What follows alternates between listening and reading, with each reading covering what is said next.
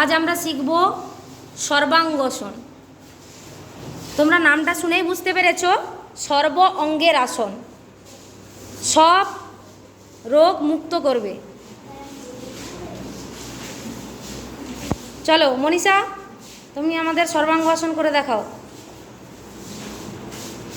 সর্ব অঙ্গের আসন বারবার বলছি কারণ এটাই যে এই আসন করলে মেদ ঝরানো থেকে শুরু করে মনের স্থিতিশীলতা বাড়ানো, পেটের যা যাবতীয় রোগ সব দূরীভূত হয়, বার্ধক্য রোধ করতে পারবে।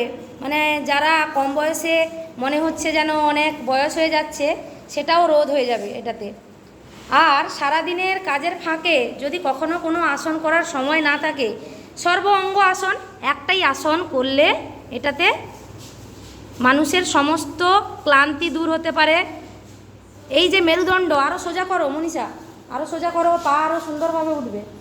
তাহলে কি হলো, মেরুদণ্ডের নমনীয়তা বাড়বে, পেশি সবল হবে এবং যদি শ্বাসকষ্টের অসুবিধা থাকে সেই অসুবিধাও দূর হবে। আস্তে আস্তে করে নামাও, ভেরি গুড। এইটা উঠবে না কিন্তু, বুক উঠে যাচ্ছে, বুক উঠবে না। আর এই সময় এই আসন করার সময় এই চিবুকটা সব সময় এইখানে ঠেকে থাকবে, এই চিবুকটা এইখানে ঠেকে থাকবে। দেখি আরেকবার করে দেখো।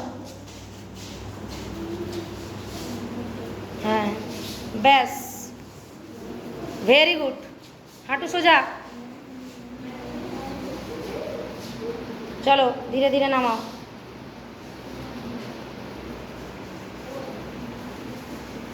হাততালি দাও সবাই একটা।